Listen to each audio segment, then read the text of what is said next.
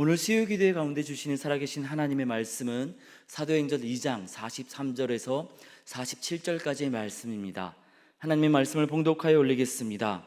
사람마다 두려워하는데 사도들로 말미암아 기사와 표적이 많이 나타나니 믿는 사람이 다 함께 있어 모든 물건을 서로 통용하고 또 재산과 소유를 팔아 각 사람의 필요를 따라 나눠주며 날마다 마음을 같이하여 성전에 모이기를 힘쓰고 집에서 떡을 떼며 기쁨과 순전한 마음으로 음식을 먹고 하나님을 찬미하며 또 온 백성에게 친송을 받으니 주께서 구원받는 사람을 날마다 더하게 하시니라. 아멘. 우리나라 웹툰을 원작으로 한 드라마가 전 세계 사람들에게 인기를 얻어서 화제가 되고 있습니다. 이 글로벌 순위는 2위이고요. 비영어권에서는 1위를 했다고 합니다. 성현 중독과 외모 지상주의를 비판하는 그러한 작품성으로 인하여서 평단에게도 좋은 평을 받고 있습니다. 우리나라 작품이 전 세계 사람들에게 인정을 받는다라는 것은 참 감사한 일인데요. 안타깝게도 이 드라마에는 교회와 예수 믿는 사람들을 향한 조롱과 비난이 담겨져 있습니다. 예수 믿는 사람이 점집을 찾아가고요, 예수 믿는 사람이 예수님의 용서와 사랑을 전하기보다는 분노와 복수에 사로잡혀서 어린아이까지도 해치려고 하는 안타까운 모습들이 나타납니다. 이뿐만이 아닙니다. 이 공개되자마자 이 전 세계 순위 3위에 올라서 화제가 되었던 드라마 수리남에서도 예수 믿는 사람이 마약을 유통하는 사기꾼으로 등장합니다. 그리고 얼마 전 사람들에게 인기를 얻었던 노래는요, 이 크리스찬이라는 제목으로 교회와 또 예수 믿는 사람들의 삶을 비난하였습니다. 오늘날 우리나라 대중문화는 교회와 예수 믿는 사람들을 존경하고 신뢰하기보다는 의심과 조롱의 대상으로 바라보고 있습니다. 그런데요, 오늘 우리가 읽은 사도행전 2장 43절 말씀 보니까 놀라운 표현이 나옵니다. 사람마다 두려워하는데. 2000년 전 교회의 처음 장면을 기록하는 사도행전에서는요, 사람들이 교회를 조롱하거나 비난하지 못하고 도리어 두려워하였다라고 기록하고 있습니다. 두려워했다라는 것은 조롱하거나 비난할 만큼 그렇게 함부로 대할 수 없었다라는 것이죠. 존경하고 신뢰를 받았다라는 겁니다. 과연 그때 그 교회는 어떠한 모습이었기에 사람들에게 존경과 신뢰를 받은 나머지 두려워할 만큼 되었을까요?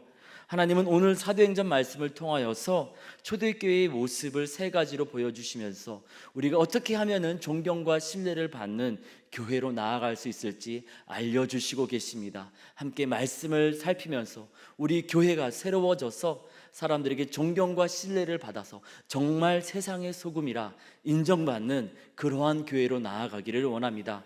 첫 번째, 사도들, 그때 그 교회의 모습은요, 사도들에게서 기사와 표적이 많이 나타났습니다. 43절 말씀입니다. 사람마다 두려워하는데 사도들로 말미암아 기사와 표적이 많이 나타나니, 기사는 기이한 일, 놀라운 일을 이야기하고요, 표적은 무엇인가를 가리키는 영어로 사인을 이야기합니다. 이 부분을 표준 세번역에서는 이렇게 번역하고 있습니다. 모든 사람에게 두려운 마음이 생겼다. 사도들을 통하여 놀라운 일과 표징이 많이 일어났던 것이다. 사람들은 기사와 표적하면은 막 죽은 사람이 살아나고 병든 사람이 고침을 받는 놀라운 일, 초자연적인 일들을 많이 생각합니다. 실제로 사도행전에는 그러한 일들이 많이 등장합니다. 우리 예수님께서 은혜를 베푸셨기 때문이지요. 그런데요, 그러한 일들은 다 사도행전 3장 이후에 많이 등장하고요, 오늘 우리가 읽은 사도행전 2장에 나타난 기이한 일은요, 성령의 임재를 통하여서 사람들이 변화된 것입니다. 2장 7절에서 11절까지 말씀 보니까요, 공부를 많이 하지 않은 것으로 알려졌던 이 갈릴리 사람들이 여러 나라, 여러 지역의 언어로 하나님께서 행하신 큰 일들을 말하기 시작합니다.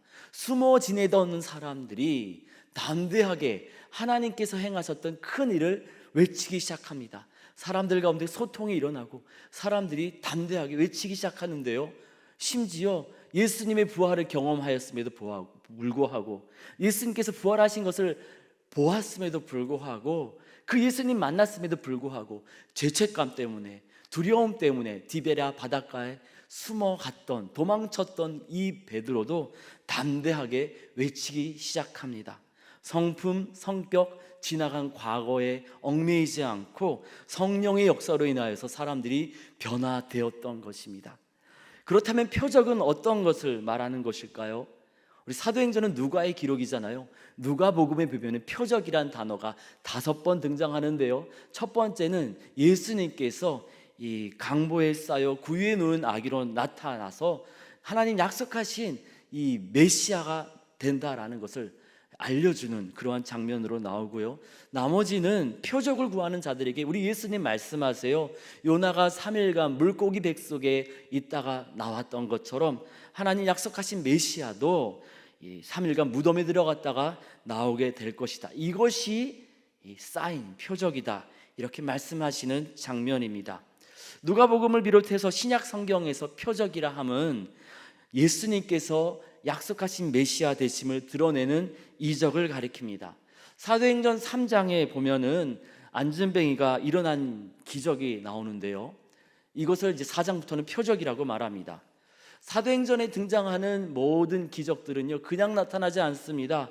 모든 사건들마다 다 예수님을 증거할 때 기적으로 나타났습니다.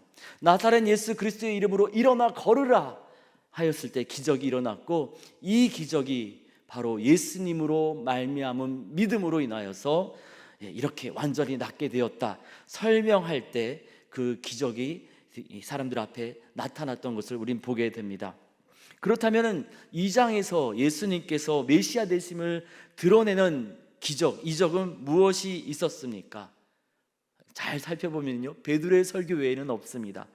설교로서 선포되는 말씀으로써 사람들은 예수님이 약속하신 메시아 되심을 깨달았고 믿게 되었습니다. 그래서 어떻게 되었습니까? 41절에 보니까요, 3,000명이나 믿게 되었고 세례를 받았다라고 기록하고 있습니다. 여러분, 이 사람들은 어떤 사람들입니까? 2장 1절에 보면은요, 이 베드로의 설교와 성령 강림이 오순절에 일어난 것이라고 설명하고 있는데요. 그러니까요, 이 말씀에 따르면 50일 전에는 이 사람들은 어떤 사람들을 이었냐 하면요, 예루살렘에서 예수를 못 박아라, 예수를 못 박아라 외쳤던 바로 그 사람들이었습니다. 그런데 베드로의 설교를 듣고서 예수를 못 박으라 외쳤던 바로 그 사람들이 예수님이야말로 바로 약속하신 메시아 되심을 깨닫게 되었고, 회개하여서 나는 죽고 예수로 살고자 세례를 받았다라는 것입니다. 이렇게 성령의 임재, 예수님께서 메시아 되심을 깨닫게 된 사건들을 인하여서 사람들은 교회를 두려워하게 되었습니다. 이 사람들이 처음부터 교회를 두려워했던 것이 아닙니다. 2장 13절에 보니까요, 이 성령 임재의 사건을 술 취했다라고 조롱합니다.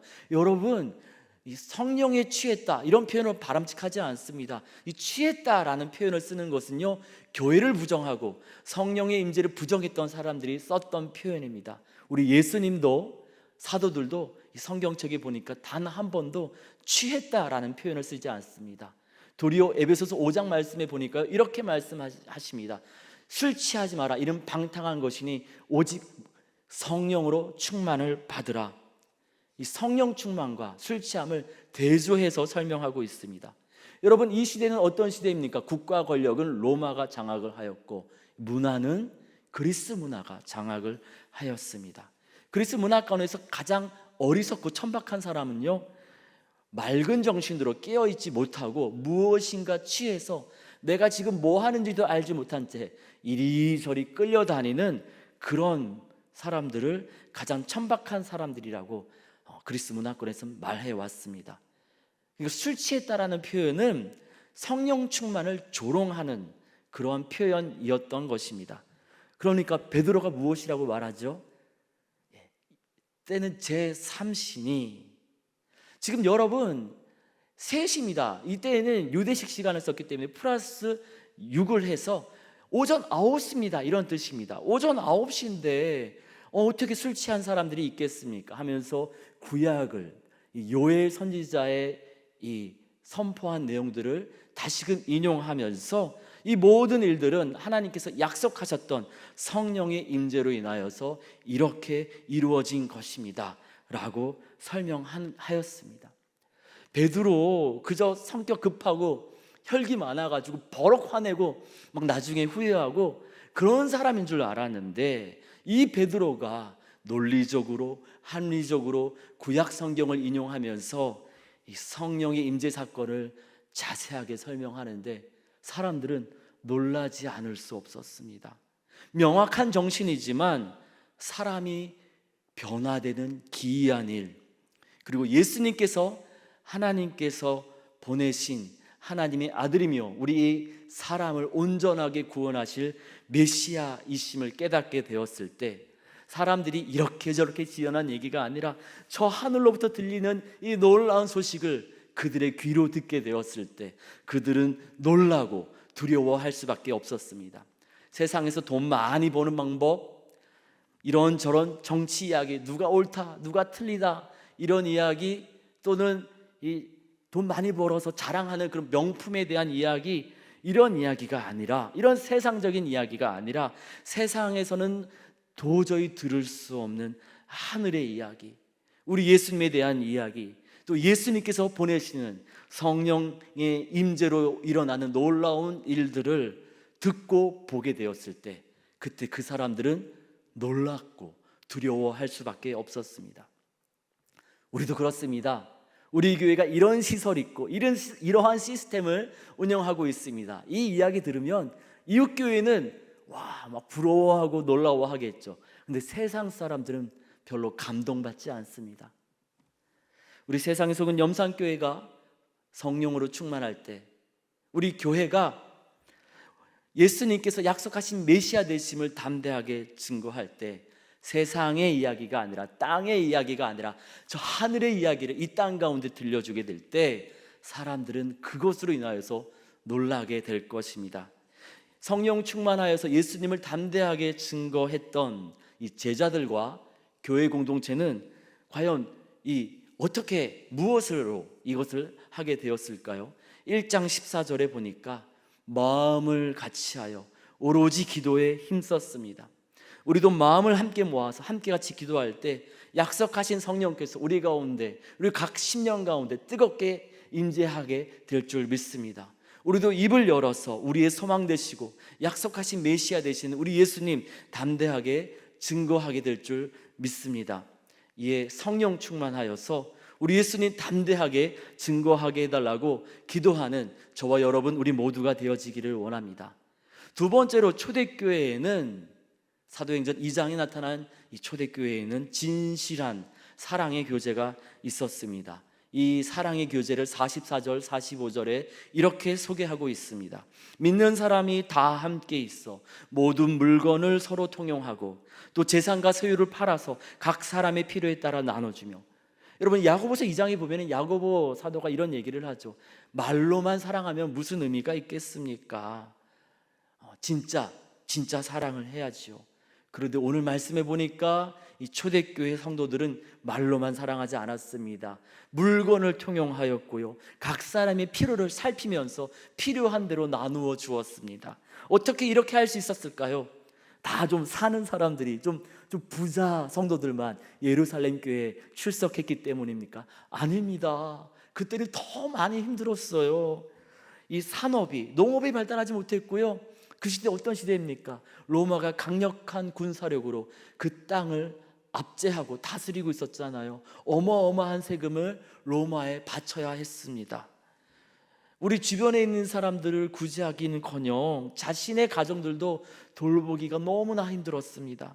그래서 선한 사마리아인의 비유에 나타나는 것처럼 이 삶에 필요한 생필품을 얻기 위해서 알지도 못하는 사람을 폭행하고 그 사람의 재산, 옷까지 빼앗아야만 했던 그렇게 절박한 시대였습니다.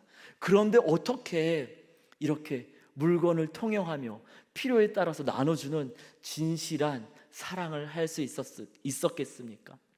이 신약학자들이 사도행전과 그리고 그 시대 문헌들을 찾아보고 연구해 보니까 이 사도행전에 기록된 초대교회 성도들은 천국을 바라보았고, 그리고 다시 오실 예수님을 기다렸기에 이것이 가능했다 사람들은 이야기합니다. 땅에만 마음을 둔 것이 아니라 하나님 나라 천국을 바라보았습니다. 이미 우리를 위해 모든 것 내어주신 우리 예수님 사랑 기억하고 또 기억하였습니다. 사도행전 2장에 보면은요, 예수님 얘기만 하는 것을 보게 돼요. 다른 건 얘기하지 않았습니다.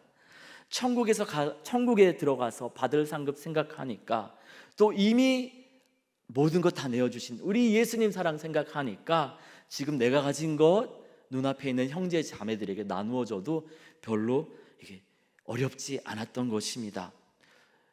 돈 많은 사람들이 이렇게 섬기는 것이 아니고요, 보니까 천국을 바라보고 예수님을 깊이 사랑하는 사람들이 지금도 이웃들에게 아낌없이 베풀더라고요.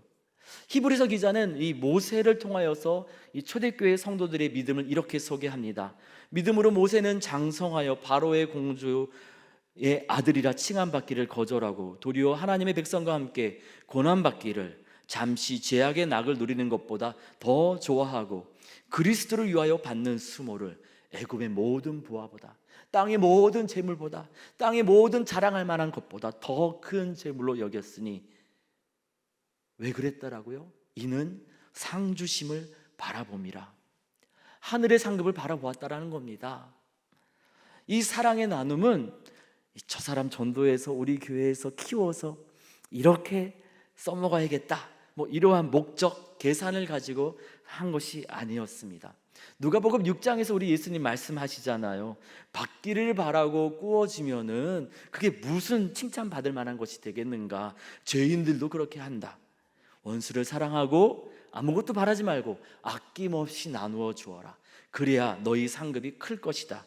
우리 예수님 그렇게 말씀하셨는데요, 우리 믿음의 선배들, 초대교회 성도들은요, 사람이 갚아주는 땅의 상급이 아니라 저 천국에서 하나님께서 갚아주실 하늘의 상급을 기대하였고, 이미 받은 예수님의 그 십자가 사랑을 기억하면서 그렇게 사랑하고 그렇게 아낌없이 나누어 주었습니다.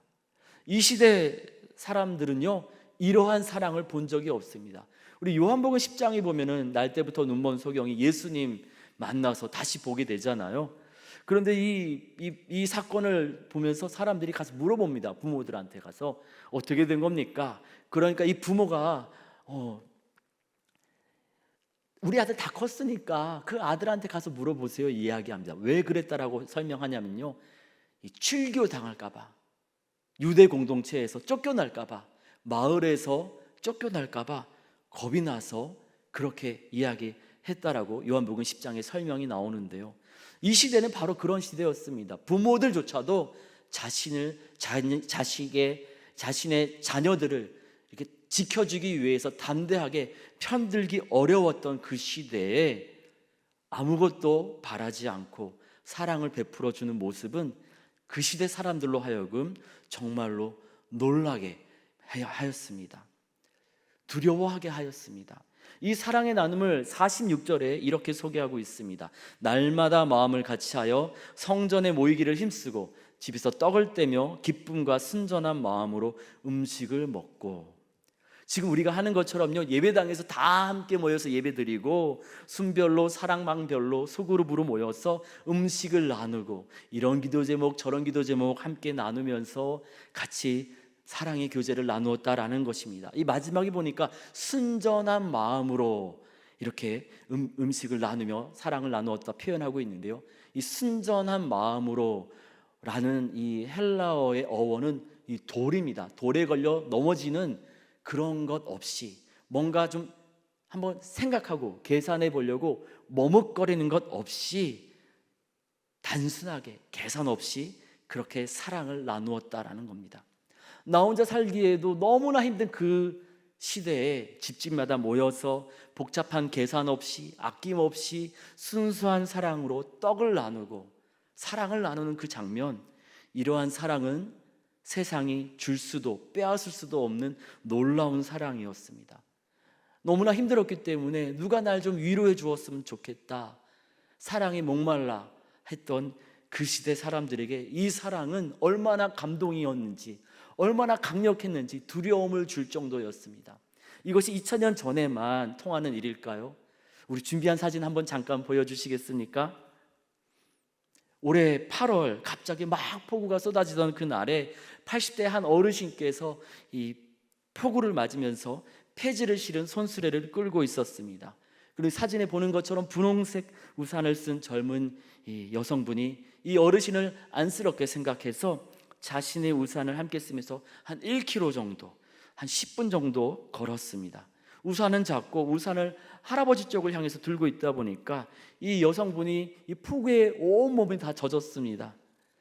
뒤에서 누가 바라보고 너무나 감동을 받아서 사진을 찍었고 언론사에 제보를 해서 이 여성분의 이야기가 사람들에게, 세상에 알려지게 되었습니다. 한 10여 분 걷다가 마트 앞에 이르게 되자 이 여성분이 이 어르신께 잠시 기다려달라 부탁을 드리고 이제 3만 원을 인출해서 봉투에 넣어서 정성껏 이렇게 드렸다고 합니다. 언론사에서 이 여성분을 취재하면서 어떻게 이렇게 사랑을 베풀었을까, 섬길 수 있었을까 막 궁금해서 이렇게 막 물어보고 알아봤더니 숨겨놓은 딸 아닐까, 원래 알던 그런 어르신 아닐까 해서 알아봤더니 뭐 친인척도 아니었고 이전부터 알던 지인도 아니더랍니다. 아니 그러면 왜 이렇게 비가 그렇게 쏟아지던 날에 이렇게 자신의 몸을 다 적시면서 사랑을 베풀 수 있었습니까? 하고 물어봤더니 이 여성분이 이렇게 이야기했답니다. 저는 기독교인이기 때문에 해야 할 것을 당연히 한 것뿐입니다. 이 이야기가 예수 믿는 사람들뿐만 아니라 이 땅에 있는 모든 사람에게 큰 감동을 주고 있습니다. 세상이 이해할 수도 따라할 수도 없는 사랑, 그저 존경하고 칭찬할 수밖에 없는 이 사랑이 지금도 예수님을 주로 고백하는 사람들을 통하여서 이 땅 가운데 이루어지고 있습니다. 우리도 우리 모세처럼, 우리 초대교회 성도들처럼 이 하늘의 상급 바라보기 원합니다. 우리에게 모든 것 내어주신 우리 예수님 십자가 사랑 다시금 바라보며 기억하며 가슴에 새기길 원합니다. 천국을 바라보면서 예수님 사랑 기억하면서 우리도 사도행전 2장에 나타난 우리 이 교회의 모습처럼, 성도들처럼 교회를 비웃고 조롱하는 이 세상 앞에서 우리 예수님께서 하셨던 것처럼 조건 없는 사랑 보여주기를 원합니다. 순으로, 사랑방으로, 소그룹으로 모여서, 그리고 우리 도움이 필요한 사람들 볼 때마다 삶의 자리에서 그렇게 우리 예수님 사랑 증거하고 드러내는 저와 여러분 우리 모두가 되어지기를 원합니다.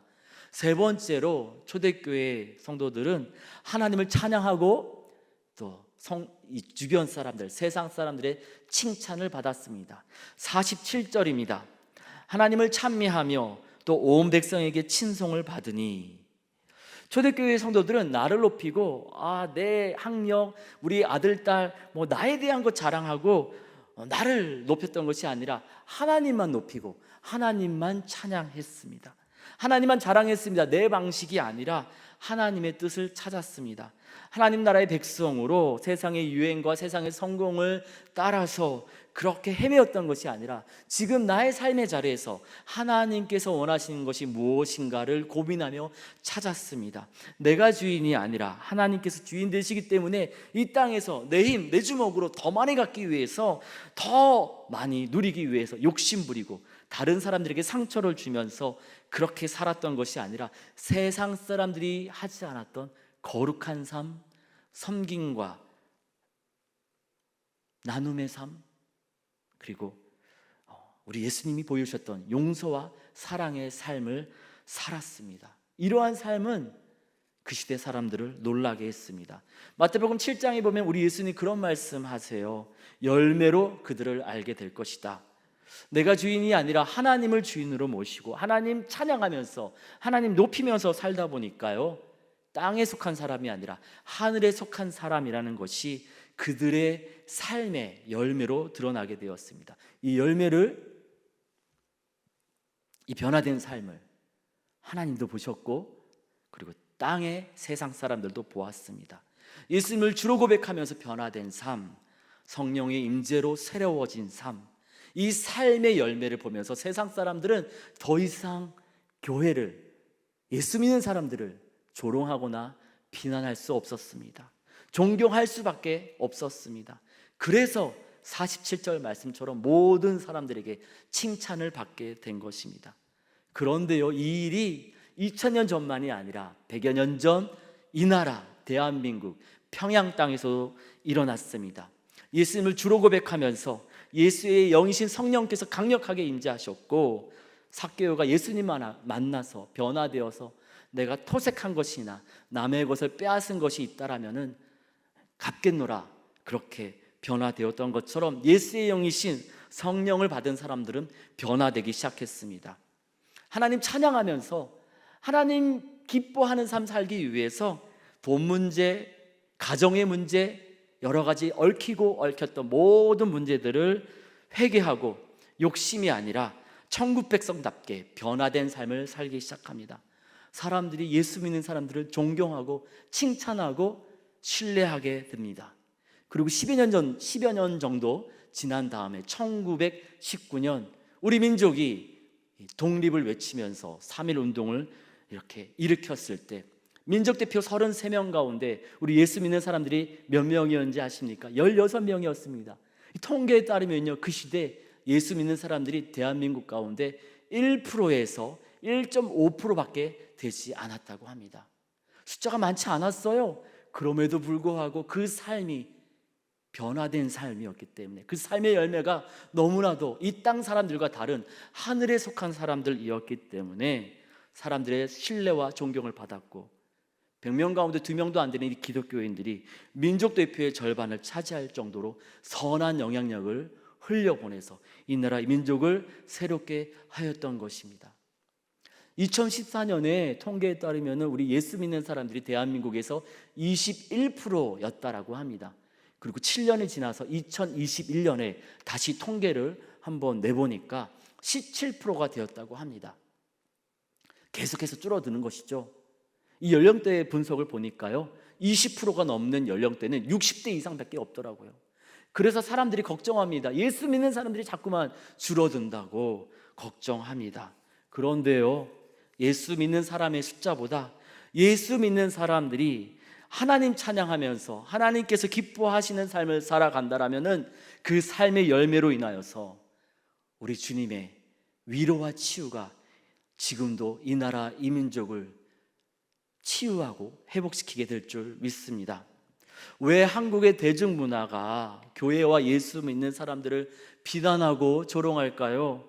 예수님의 모험된 교회가 이 답답하고 목마른 이 세상에서 세상이 줄 수 없는 소망과 위로를 줄 것이라고 기대했는데 이 교회가 그 모습 보여주지 못하니까 제발 우리에게 아파하는 이 세상 사람들에게 그 소망을, 그 위로를 전해달라고 갈급한 마음으로 외치고 호소하는 것 아니겠습니까? 누가복음 17장에 보면은요, 우리 예수님 지나가시는데 나병 환자 10명의 나병 환자들이 막 외칩니다. 예수 선생님이요, 예수 선생님이요, 제발 우리를 불쌍히 여겨 주시옵소서. 마찬가지로 이 땅의 고통과 아픔과 문제로 씨름하는 이 시대의 사람들이 예수님의 몸된 교회를 바라보면서 제발 우리가 살 수 있도록 하늘의 위로와 소망을 전해달라고 부르짖고 있는 줄 믿습니다. 이에 이 세상의 조롱과 비난을 다시금 이 소금의 맛을 회복하라고 말씀하시는 우리 예수님의 음성으로 우리가 다시금 새롭게 들으면서 오늘 우리 주님께서 알려주시는 이 사도행전의 기록을 바라보면서 우리 예수 믿는 사람들이 우리 초대교회 성도들처럼 성령 충만하여서 예수님을 담대히 증거할 수 있도록 기도하기를 원합니다.